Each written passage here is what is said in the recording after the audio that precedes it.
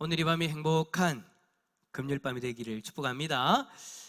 여러분, 오늘 말씀의 제목은 여호와의 이름을 의지하여입니다. 여러분, 지난 주일 설교 기억나십니까? 제가 이렇게 기다린다는 것은 반응을 기다린다는 겁니다. 말은 안 하더라도 고개는 끄덕이든지 아니면 그렇졌든지. 자, 다시 한 번 더. 지난 주일 설교 기억나십니까? 조금이라도 기억나면 고개 한번 끄덕여 보십시오. 예. 아예 나는 생각이 안 난다. 아예 나는 생각이 안 난다. 김우길 목사가 앞에서 무슨 이야기를 했는지 전혀 기억이 안 난다 하는 분들은 크게 크게 하지 마십시오. 작게 하십시오. 허리 다칩니다. 자, 지난주 설교가 여러분 신랑을 기다리는 10처녀의 모습을 이야기하면서 등에 기름을 준비하는 5처녀와 그렇지 않은 5처녀의 모습을 우리가 살펴보았죠. 여러분, 우리도 이들과 마찬가지로 언제 오실지 모르는 그 예수님을 기다리며 우리가 살아가는데, 어떤 이는 재림하실 주님을 만날 그 준비를 딱 하면서 살아가고, 또 어떤 이는 전혀 그렇지 않다라고 그렇게 이야기를 했습니다. 이 마지막 시대의 징조를 바라보면서 우리는 깨어서 주님, 다시 오실 주님을 바라보고 맡겨진 그 사명을 감당하는 준비된 모습으로 우리가 살아야 된다고 했어요. 그런데 이 마지막 때를 그렇게 살아간다는 것이 여러분 녹록지 않습니다. 쉽지 않다라는 이야기예요. 주님 오실 때가 가까워질수록 우리는 수많은 핍박과 유혹이 우리에게 끊임없이 몰려오는 것을 경험하죠. 그러다 보니까 하나님 도우심으로 우리가 깨어있지 않으면 우리는 언제 넘어질지 모릅니다. 그러다 보니 마지막 때를 우리가 생각하면 어느 순간 우리의 마음이 무거워질 때가 있어요. 우리 눈에 보이는 현상들, 내가 직접 인생을 살아가면서 경험하는 여러 가지 일들, 그런 여러 가지 상황 속에서 마지막 때에 준비된 자로서, 깨어있는 자로서 하나님 앞에 서려고 하니 참 그게 부담되어지고 두려움도 우리가 느낄 때가 많이 있죠.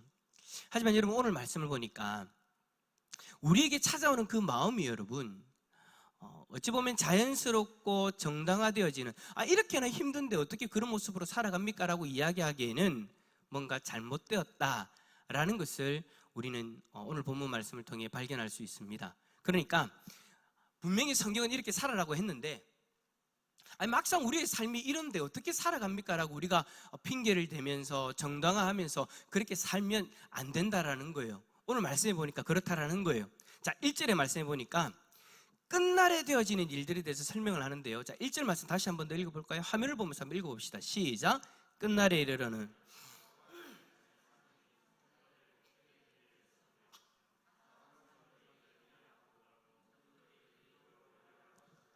아멘. 자, 여기서 여러분 끝날이라고 이야기를 하는데 이 끝날에 대한 해석이 다양하게 있습니다. 다양하게 있는데 대부분의 학자들은 이 끝날이 예수님이 처음 오셨던 아기 예수로 이 땅에 오셨던 초림으로부터 우리가 지금 기다리고 있는 그 마지막 때 예수님이 재림하시는 그 시대, 그러니까 이 모든 시대를 통틀어서 신약 시대 전체와 관련되어져 있다라고 성경 그대로 받아들이고 해석하는 대부분의 학자들이 그렇게 보고 있어요. 그러니까 한마디로 이야기하면 이 끝날은요, 우리가 살아가고 있는 지금 이 시대를 이야기하고 있다라는 것이죠. 그리고 여러분, 여호와의 전에 산이 산들의 꼭대기에 선다라고 이렇게 표현을 했는데, 이것에 대한 전통적인 해석에 따르면 이 신약 시대의 교회로 우리가 이해되어집니다. 즉 도래할 메시아 시대에 세워질 교회는 다양한 민족과 이념 그리고 다양한 계층을 초월하는 세계 만민 중에 택한 성도들의 모임이 되어진다라는 거예요. 이 예언은 여러분 지금도 계속해서 이루어지고 있는 사실이죠. 이스라엘 백성들에게 한정되어졌던 그 선민의식이 이제는 여러분 예수 그리스도 안에서 전 세계 열방과 민족들도 함께 가질 수 있는 그런 의식이 되어졌다라는 거예요. 우리는 하나님이 선택하신 백성입니다. 믿으십니까? 그들 중에 우리가 포함되어져 있다는 거예요. 하지만 여러분, 우리는 혈통적으로는 그렇지 않죠. 혈통적으로는 전혀 이스라엘 백성과는 상관이 없습니다.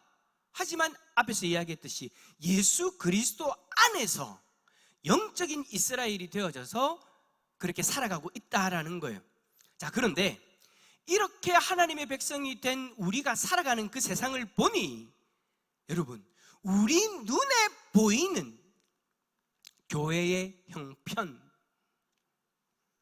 우리가 이 땅 가운데 살아가면서 경험하는 교회의 형편은요, 말씀에서 이야기하는 것처럼 산들 위에 산에 서는 것 같은 그런 영광스러운 모습으로 보여지기보다 위축되어져 있는 그 모습, 어떨 때는 교회 역사가 마치 끝날 것 같은 그런 시대를 경험하기도 했죠. 그 큰 핍박 속에서 교회의 역사는 여기서 끝이야 라고 생각했던 적도 있었다라는 거예요. 어찌 보면 여러분, 코로나라는 이 시기가 우리의 한계를 경험했던, 이것이 우리 교회의 이제 마지막인가라고 생각할 만큼 참 어려운 그런 시간들도 있었죠. 지금 우리에게 일어나는 일들만 봐도 그렇다라는 거예요. 여러분, 몇 달 전만 해도 교회 확진자들이 생겨가지고 얼마나 세상 사람들이 교회를 향해서 손가락질을 했습니까? 교회가 세상의 지탄의 대상이 되어져 가지고 그때 순간에는 이제 교회의 영향력이 줄어들고 전도도 안 될 것 같고 이제 좀 있으면 문 닫는 교회들도 많아질 것 같고 그런 불안함들이 막 몰려왔잖아요. 이제 표정이 내만 그렇게 믿음 없는 모습으로 서 있었나? 내가 들었던 이야기들은 뭐지? 예. 그런 이야기도 참 많았고 이제는 교회가 하얀 곡선이다. 이거는 여러분 코로나 전부터 이야기가 나왔지만 코로나가 터지면서 이제는 교회가 더 그 떨어지는 낙차가 큰 모습으로 교회가 쇠락할 것이다라고 그렇게 이야기를 했죠. 그렇게 이야기하는 것이 지금의 현실입니다. 그런데 오늘 말씀 뭐라고 이야기합니까? 여호와 전의 산이 산들의 꼭대기에 굳게 선다라고 말씀합니다. 그러니까 여러분, 주의 교회가 오히려 더 견고해진다라고 말씀은 그렇게 이야기를 해요. 우리가 현실적으로 경험하는 교회 모습은 이런데 하나님의 말씀은 뭐라고 이야기하냐? 절대 그렇지 않다라는 거예요. 하얀 곡선을 그리면서 교회가 쇠락하는 것이 아니라, 문을 닫는 것이 아니라, 전도가 안 되는 것이 아니라 교회가 오히려 더 견고해진다라고 그렇게 말씀해요. 교회는 예수 그리스도의 터 위에 세워졌기 때문에 절대 무너지지 않는다라고 이야기하는 것이 성경의 주장입니다. 그런데 여러분, 이 성경의 주장이 지금 우리가 이 시대만 놓고 봤을 때는 이거 좀 아니지 않냐라고 그렇게 생각할 수 있지만 여러분, 우리의 교회의 전체 역사를 보면은요, 이 말이 우리가 인정이 되어져요. 교회는요, 여러분, 우리가 지금 경험하는 이 코로나 위기뿐만 아니라 더 큰 위기들도 너무나도 많았어요. 여러분, 초대교회만 놓고 생각해 보세요. 얼마나 많은 핍박을 받았습니까? 그들은 여러분 교회 세우지도 못했어요. 땅굴 파고 들어가야 됐단 말이에요. 살 파고 들어가야 됐단 말이에요. 숨어서 그들이 그리스도인이라는 것이 드러나면은 죽을 수도 있으니 그들만이 알아볼 수 있는 문자를 만들어가지고 그들만이 알아볼 수 있는 표식을 만들어가지고 자신들이 그리스도임을 드러내고 확인했던 그런 모습들도 있었지 않습니까? 수많은 핍박과 조롱 속에서 흔들리지 않고 마치 교회가 이제 끝날 것처럼 보였지만 흔들리지 않고 지금까지 더 견고한 모습으로 교회는 교회 자리를 지켰다라는 거예요. 지금 우리 세대가 느끼기에는 교회 위기로 보일지 몰라도 교회사적으로 볼 때는 여러분, 지금 우리가 경험하는 거는요, 따라서 합시다. 위기도 아니다. 시작. 다시 한번 옆에 있는 분 바라보면서 위기도 아닙니다. 시작. 교회는 지금까지 수많은 핍박을 경험하면서 더욱 견고한 모습으로 성장해 왔어요. 핍박으로 인해 멈추지 않고 계속해서 죽어가는 영혼들을 향해 복음을 전하면서 수많은 영혼들을 구원하는 교회의 사명을 그렇게 이루며 살아왔다라는 거죠. 자, 그렇다면 교회가 말세에 이렇게 견고해질 수 있었던 그 이유, 문 닫을 것 같다가도 살아나고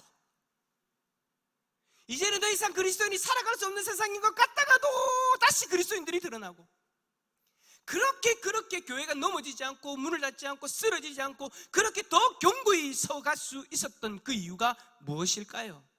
5절 말씀, 거기에 답이 있습니다. 한번 읽어봅시다. 시작. 만민이 각각 자기의 신을 이름을 의지하고.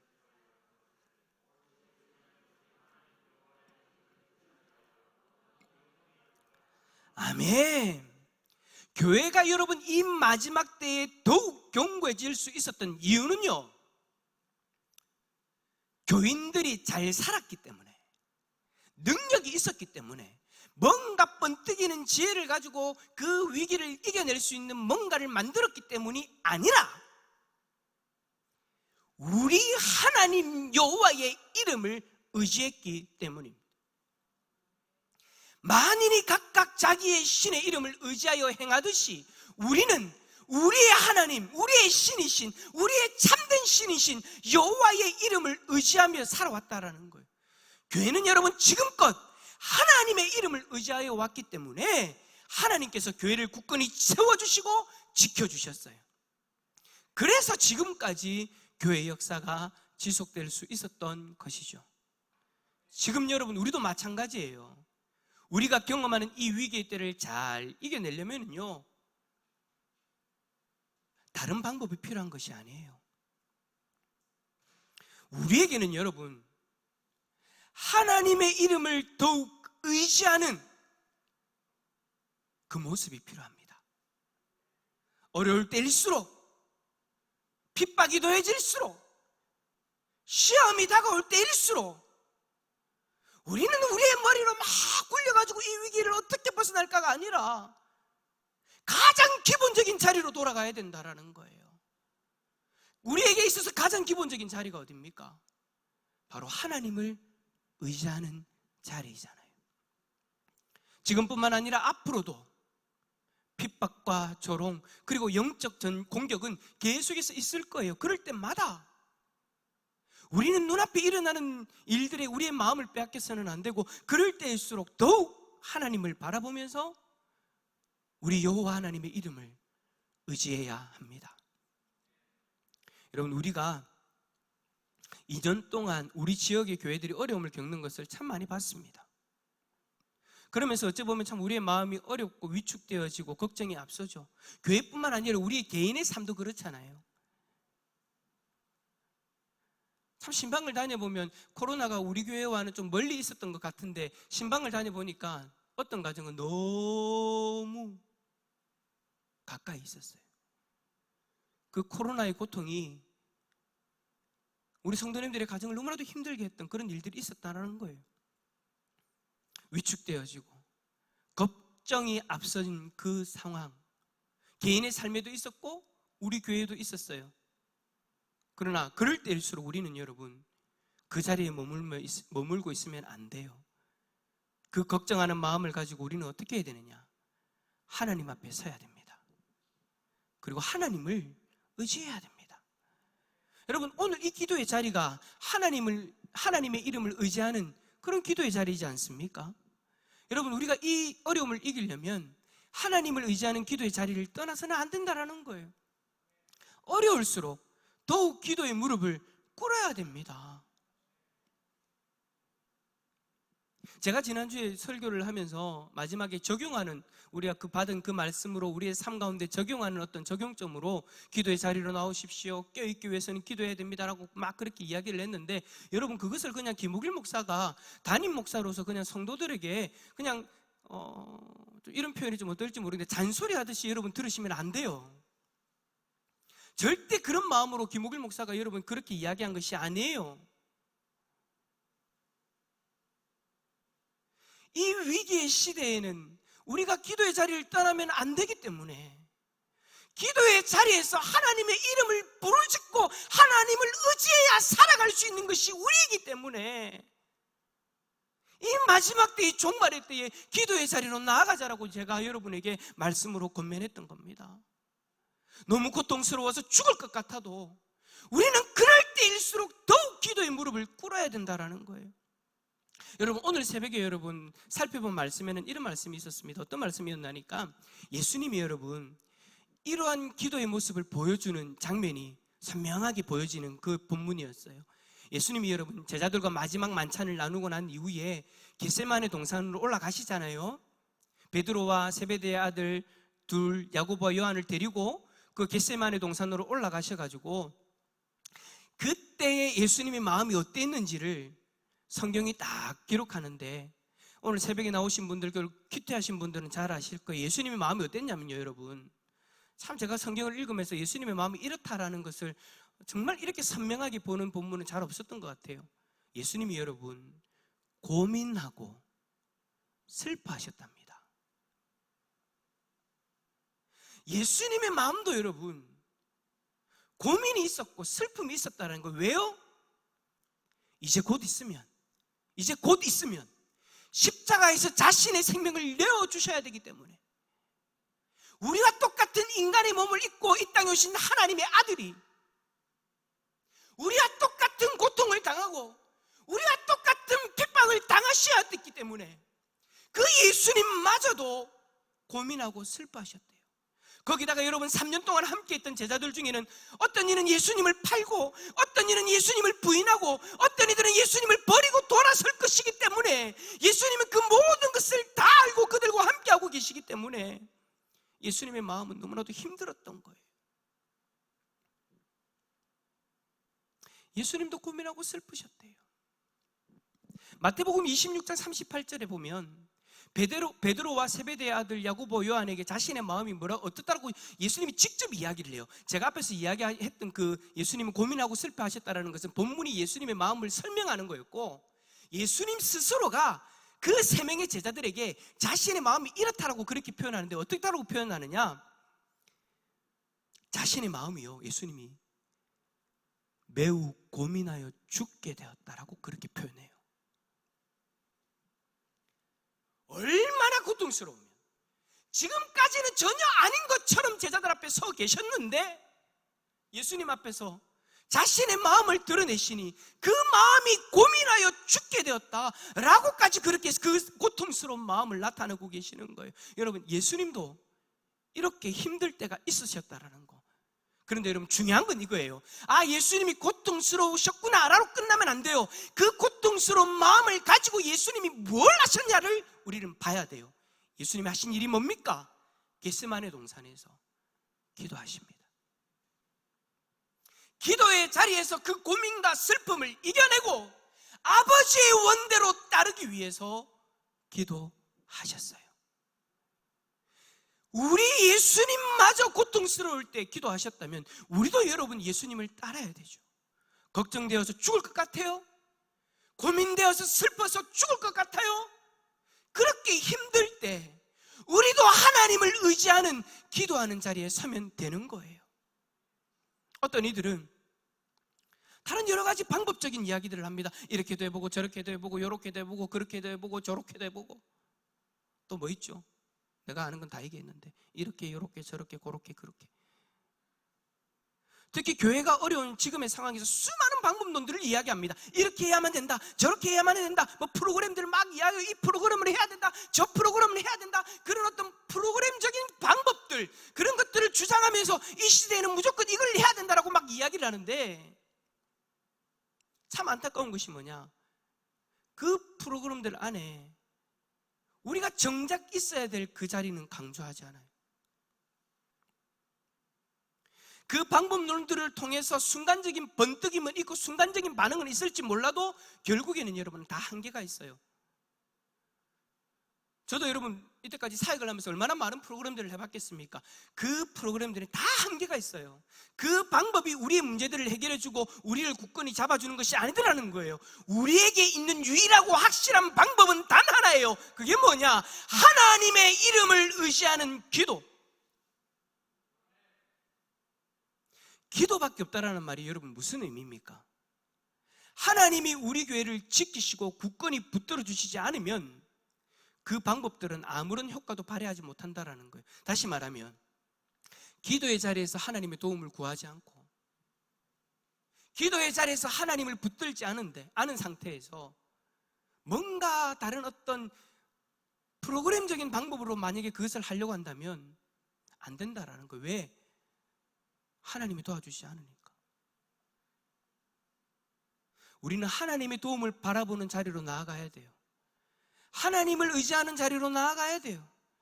우리가 하나님을 바라보고 하나님을 의지하고 나아가면 하나님은 하나님의 방법으로, 가장 확실한 하나님의 방법으로 우리를 지키시고 인도하실 줄 믿습니다. 그래서 저는 요즘에 여러분 하나님께서 우리 교회에 왜 계속해서 이런 메시지들을 우리에게 주실까를 가만히 생각해 보니까 이 방법이 확실한 방법이니까, 아니 이 길이 확실한 길이니까, 기도만이 우리에게 유일한 방법이니까, 기도만이 우리가 살아날 수 있는 길이니까 하나님이 막 우리를 붙들고 깨우는 것 같아요. 계속해서 기도하면서 깨어있으라고 하나님이 말씀을 주시잖아요. 왜 그런가? 왜 그런가? 왜 우리 보고 자꾸 집어 흔들면서까지 기도하라고 기도하라고 기도하라고 그렇게 우리를 깨우시는가? 여러분, 솔직히 지금 우리가 위기를 경험하고 있기 때문이에요.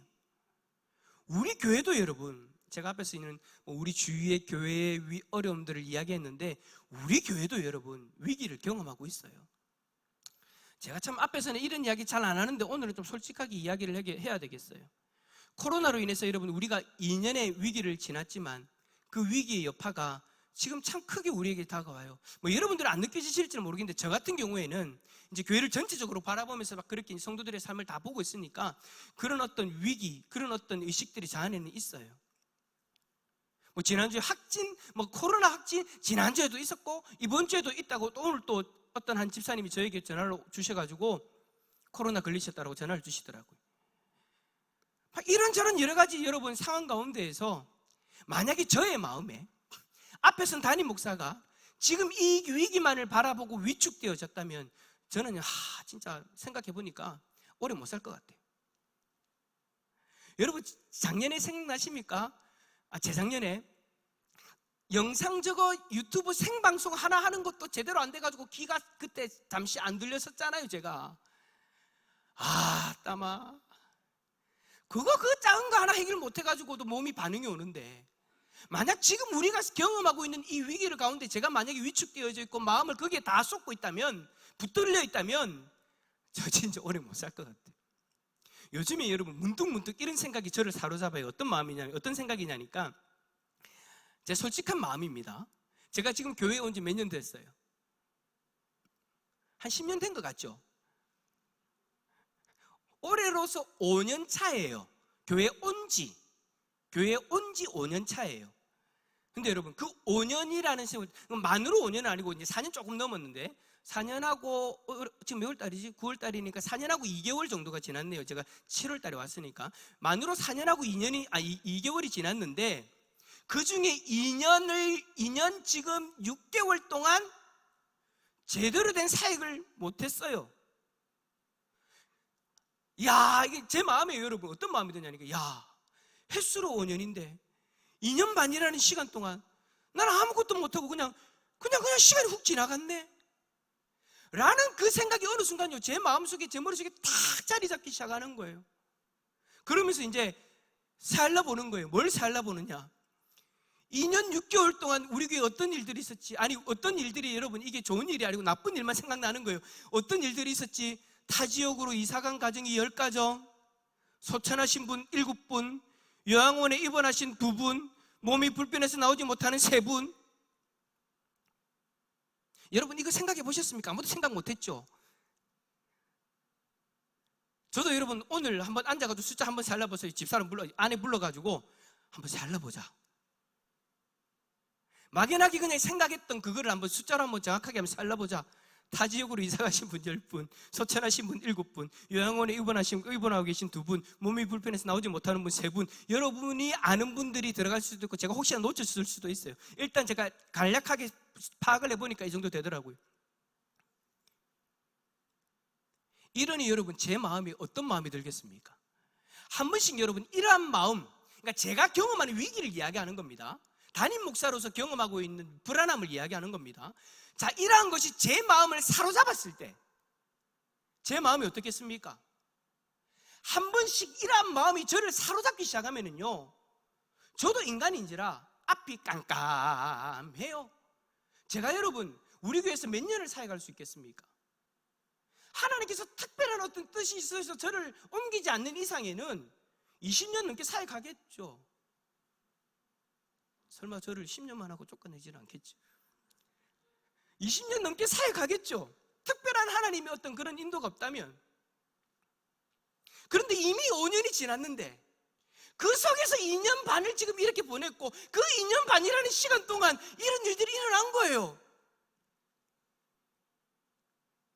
그때 그러한 마음이 저를 사로잡을 때마다 하나님의 말씀을 묵상하고 기도하면은요, 하나님 제 마음에 어떤 마음을 주시냐면, 야, 너 그 생각은 너무나 인간적인 생각이야. 교회는 네가 지키고 네가 채우는 것이 아니야. 네가 생각하는 셈으로 교회가 운영되어지는 것이 아니야. 교회는 내가 지키고 내가 채운다. 여기서 내가가 저 아닙니다. 누구십니까? 하나님이십니다. 교회는 하나님이 지키고 하나님이 채우십니다. 대산교회는 하나님이 지키시고 하나님이 채우십니다. 몇 명 이상하고 몇 명 우리를 떠났다고 해서 여러분, 그 교회가 인간적인 셈의 방식으로 교회가 문을 닫고 무너지는 것이 아니라는 거예요. 우리는 우리를 지키시고 우리를 붙드시는 하나님을 바라보는 기도의 자리에서 하나님을 붙들고 하나님을 의지하면 되는 거예요.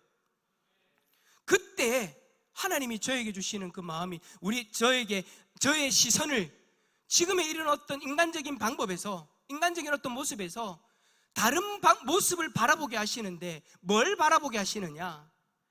하나님이 우리 교회에 그동안 2년 6개월 동안 보내주신 새가족들, 막 전도가 안 된다 막 그렇게 하소연들을 하는데, 여러분 2년 6개월 동안요, 여러분 우리 교회가 전도가 아예 안 된 것이 아닙니다. 하나님이 보내주신 새가족들이 있더라고요. 여러분, 계속해서 새가족들이 있었어요. 전도가 안 된다고 그렇게 하소연하는데 하나님이 그동안 새가족들을 계속해서 보내주셨어요. 이번 주에도 여러분, 어제 저는 우리 권사님들하고 새로 오신 성도님 댁에 신방을 다녀왔어요. 근데 여러분, 놀라운 게 뭔지 압니까?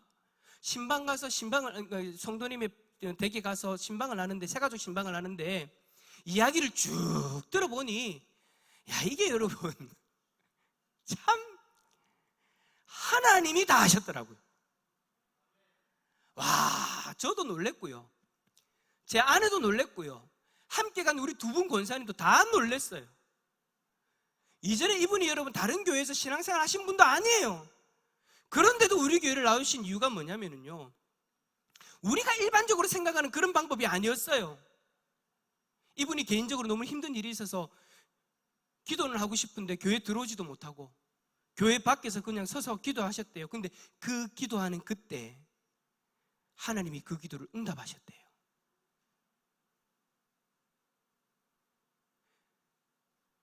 어릴 적에 미션 스쿨 다녀본 경험밖에 없어요.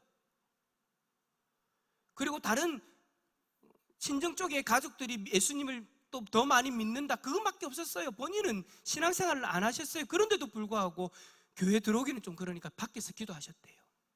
근데 우리 하나님은요, 그 기도도 들으시고 응답하시더라니까요. 그게 계기가 되어져 가지고 우리 교회에 나오셨대요. 여러분 뿐만 아닙니다. 제가 코로나 기간 동안 우리 교회에 오신 새가족분들 만나가 이야기를 해보면요, 우리가 생각하는 일반적인 방법이 아니에요. 누가 인도했다, 전도했다가 아니에요. 다 하나님이 인도하셨어요. 하나님이 이끄셨어요. 주위에 큰 교회들 있잖아요. 그 큰 교회 가도 되는 분이에요. 아니, 어떤 가정은 큰 교회를 다니고 있었어요. 그런데 어느 순간 외국에서 근무하던 남편분이 들어오셔가지고, 나 큰 교회 가기 싫어, 작은 교회 갈래. 그러다 우리 교회 한번, 다른 교회도 가보고 우리 교회도 한번 와봤는데 하나님이 우리 교회 그냥 머물 수 있도록 마음을 주셨대요. 몇 년 동안 우리 교회 등록하신 분들 대부분이 그래요. 우리가 한 일은 없고요, 하나님이 보내주셨어요. 마치 여러분, 저는 우리 교회 일한 모습을 보면서 어떤 생각을 하는 줄 압니까? 초대교회가 부흥할 때 주께서 구원받는 사람을 날마다 더하게 하시니라. 할렐루야. 성경에 그 본문에, 초대교회 성도들이 열심히 전도했다, 그들이 나와가지고 그들을 강권적으로 이끌고 왔다가 아니에요. 하나님이 주께서 구원받는 사람을 날마다 더하게 하시니, 초대교회에 놀라운 역사가 일어난 거예요. 지금 우리가 가지고 있는 능력, 우리를 둘러싸는 환경, 이런 것들을 바라보면 솔직히 여러분 소망 없죠. 하지만 우리가 기도의 자리에서 하나님을 바라보고 하나님을 의지하면 어떤 소망도 생기고 그 소망을 하나님이 그대로 이루시는 놀라운 역사를 경험하게 되어질 줄 믿습니다. 절대 여러분, 우리 인간적으로 생각하지 맙시다. 주의 교회는 인간적으로 생각하면 안 됩니다. 또 우리 인생 인간적으로 생각하면 안 됩니다. 세상 사람들이 방법 이야기하는 그 기준, 그것으로 생각하고 판단하면 안 됩니다. 교회는, 우리의 인생은 하나님이 지키시고 하나님이 붙드셔야 됩니다. 이사야 40장 31절, 오직 여호와를 앙망하는 자는 새 힘을 얻으리니 독수리가 날개치며 올라감 같을 것이요 다른 박질하여도 곤배하지 아니하겠고 걸어가도 피곤하지 아니하리로다. 사랑하는 성도 여러분, 여호와의 이름을 의지하는 이 기도의 자리 떠나지 마시길 바랍니다. 우리 교회의 소망은 바로 이 기도의 자리에서 시작되는 거예요. 어떠한 사람이 뛰어나서가 아니라 이 기도의 자리에서 믿음의 공동체가 무릎 꿇고 하나님을 의지하고 나아갈 때에 우리의 소망을 이루시는 하나님의 역사를 경험하게 되어질 줄 믿습니다. 개개인의 인생의 소망도 마찬가지로 이 기도의 자리에서 주어지는 거예요. 기도의 자리에서 여호와의 이름을 의지하고 나아가면 하나님이 새 힘을 주실 줄 믿습니다. 오늘 이 기도의 자리에서 그 놀라운 소망, 그 놀라운 새 힘, 그 은혜를 경험하는 복된 하나님의 백성들이 다 되어질 수 있기를 예수 그리스도 이름으로 축원합니다. 축원합니다. 자, 옆에 있는 분 바라보면서 그렇게 이야기합시다. 다른 방법 아니에요. 시작. 다시 한 번 더. 하나님만 의지하세요. 하나님만 의지하면 되는 줄 믿습니다.